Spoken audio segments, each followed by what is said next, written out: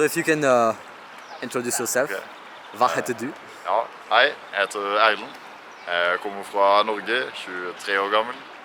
Og ja, jeg studerte i Trondheim, men jeg er fra Lillesand, sør i nord. You will have to translate this to me Yeah, because I'll do the translation. well, I understood the first sentences, but not. I mean, your Norwegian is good, but I still have. you still have room for improvement. Yeah, of course. I'm still a beginner. Yeah.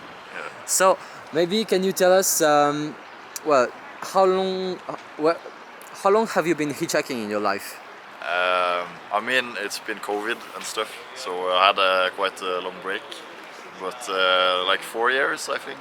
Okay. About 4 years, yeah. First I hitchhiking did trip. some interrail trip with some friends. Yeah. And at that time, one of my friends, he had to go back to Norway to do the military service. Yeah. And after this, I was left alone, and then I tried it a little bit, only for like short distances, not with the intentions to go any far or anything. But I really liked it, and then I don't really know. I just kept doing it from time to time while I was going on trips. And, I don't know. It's nice.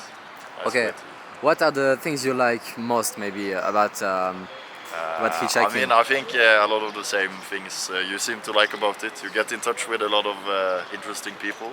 I mean, the people who take you when you hitchhike, they're usually like the nicest people because, I mean, maybe they did something similar themselves.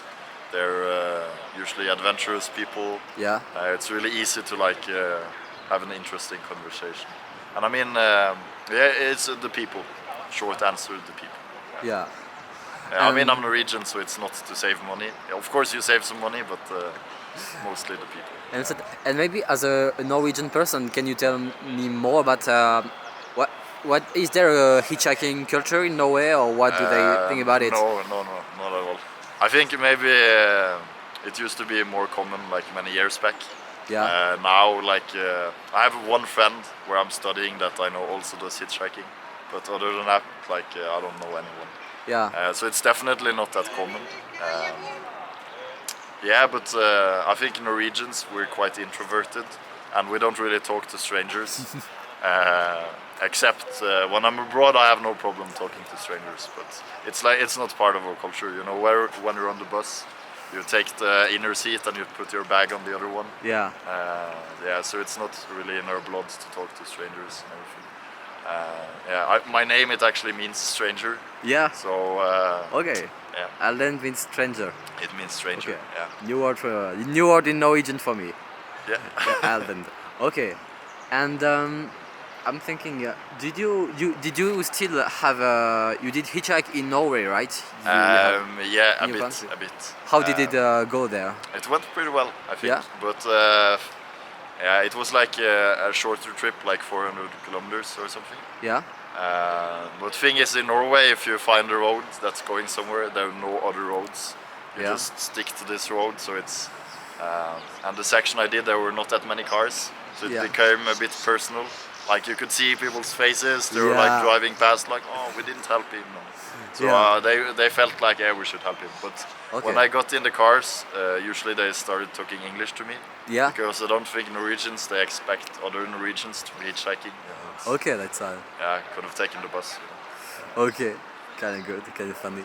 And what was maybe your best experience hitchhiking? Oh, I mean, this right here is a pretty good experience. Yeah, I mean, we will have some kind of very good. It was a wild trip. Yeah, maybe in those before. I mean, for example. Yeah, I went to a race, a hitchhiking race. Yeah. This was a good one. It's called Autostop. It's a hitchhiking race starting in Krakow in Poland. Yeah. And it's they have it every year. It's arranged by a university called AGH. And they just pick different locations, about like 1,500 kilometers every year.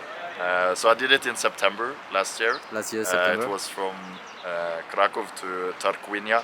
It's in Italy, just outside of Rome.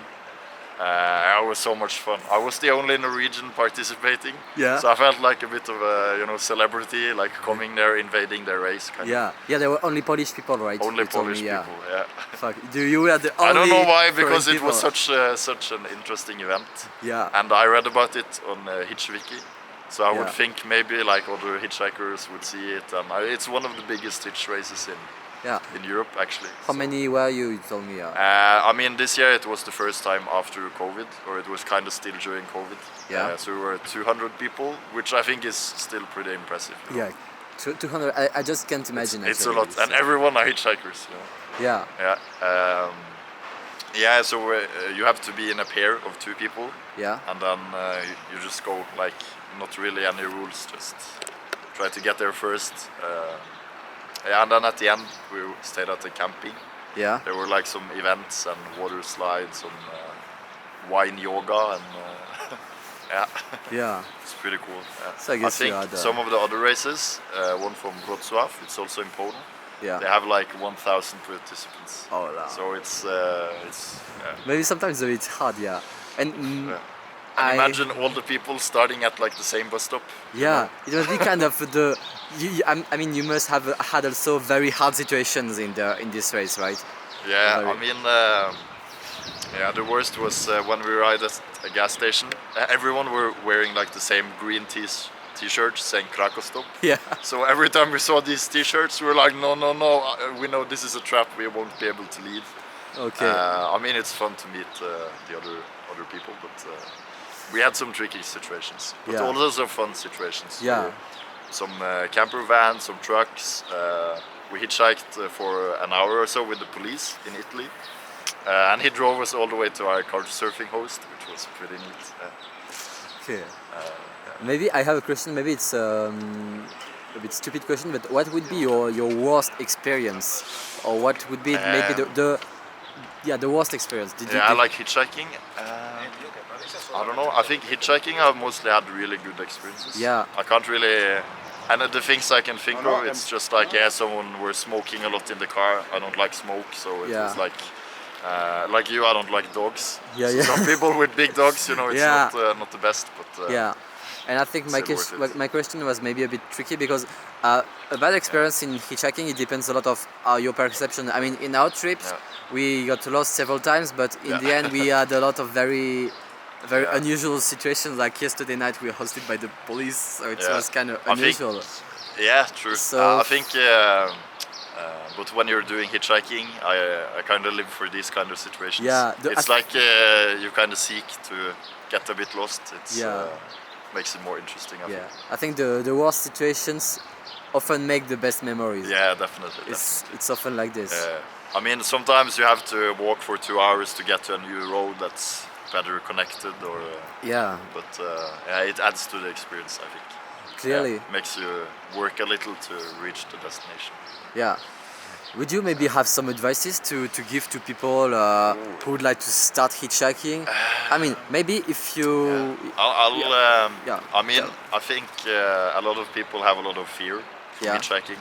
Maybe your parents told you like not to do hitchhiking or something, but I think if you just try it once, try it a couple of times, see what it's like, I think you'll come to realize pretty quick that the people who take you, they just want to help you. You can get into a lot of interesting situations, meet a lot of nice people, and it's definitely more interesting than sitting alone on a train reading a book. If it's a good book, maybe, but it's definitely. I think just try it. Just try it. You just Yeah. have to force yourself a bit. In the beginning, for me as well, it was a bit uncomfortable, maybe. Yeah. I mean, it's. I was feeling, this is something my mom told me not to do, and yeah, but you just experience it by yourself, and then you'll see what it's Yeah. really like. Yeah. This is Because people can tell you a lot of different things, but you have to have an experience you on need your, to have of your own own. experience. Yeah. Yes, no, this is actually good advice, and I'm curious. Maybe you told about you just told that you were when you felt a little uncomfortable when you started to hitchhike. Yeah. Did you? Nice. Did you? You can go. You can go. Did this experience actually change you hitchhiking? What is the evolution in your personality Yeah, since well, those 4 years? I think that's a pretty big question. I Yeah. mean, I've gotten a bit older as well, Yeah. so it's definitely made me more comfortable. Yeah. And I think, yeah, I mean, I said I'm a Norwegian, so we don't really talk to strangers and stuff. So I think it's definitely made me more open-minded, more open to talk to strangers, and Yeah, yeah. I don't know. It's made me really comfortable in weird situations. I think. Yeah, Like, I really because- thought you were very chill in a. Yeah, I I think- never saw you stressed during these 3 days. Yeah. I don't know what I mean, what you look if like when you're you're stuck stressed. at a gas station at 10 p.m. and you don't have a place to sleep, what's the worst thing that can happen? You get a little tired maybe, but usually things work out. I Yeah. mean, if it's the police that helps you find a place to sleep, Yeah, if it's a random French girl in Barcelona, it's there's always a solution, I think. yeah, And especially if you're traveling in warmer climates, then the worst thing that can happen it's just you don't find a place to sleep. yeah, But if it's not cold at night, it's not really a problem. Just Yeah. lack of sleep. Yeah, I've fallen asleep in some cars hitchhiking, but I mean they just wake you up. Buenos dias, give you some water maybe, and then you're back in business. So yeah. yeah. Okay. And also one additional thing I would like to add is when you hitchhike, a lot of people think that for the drivers it's a big risk Yeah. taking some stranger into the car, something might happen. Yeah. But I think it's also a risk for the hitchhiker. So it's like a Yeah, balance kind of. there is a mutual Both- game of both- trusting the other. Yeah, exactly. So yeah, I think this is a thing a lot of people don't think about. But yeah, so This is an if you want important to part. hitchhike or take hitchhikers, Yeah, I would recommend doing both. Yeah. But Yeah. maybe it's yeah, I just recommend trying it. I mean, trying it, yeah. And maybe if I can finish on 2 questions. First, about this trip, is there any lesson you would have learned during this trip? Andorra? To Andorra, yeah. Well, sometimes you might find yourself in tricky spots to get away from. Yeah. Like, what was the name of it? Sola Zona or something? Yeah, Sola yeah. Zona, yeah. So if you're on a really good road, you're on your way to Andorra from Barcelona or something, and then some people offer you to, I don't know, go a place that's a bit more remote, like off the road, Yeah. then it might be a good idea to just say no and stick to the road. Yeah. And have a look on Google Maps while you're in Yeah. the car to make sure they're not driving you out where you don't want to be, because then you have to walk back or wait for 2 hours to get the car. Yeah, it's true that when you want to get to the good destination, it's sometimes important. Yeah. But I think that in a way, It also made it more interesting, I think, because if you get off the beaten track, I guess the main road, you also see like Zona Sol or whatever the name was.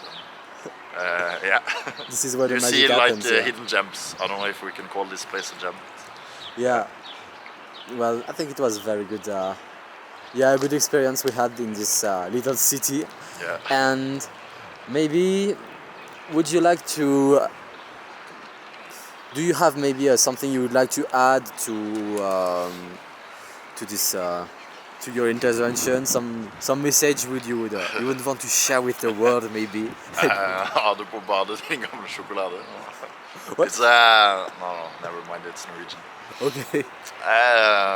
No, I don't know. I think just a lot of people, they think about maybe they see other people hitchhike or other people travel or do fun stuff, and they say like, yeah, I could never do this, but you can actually do it. You just have to do it.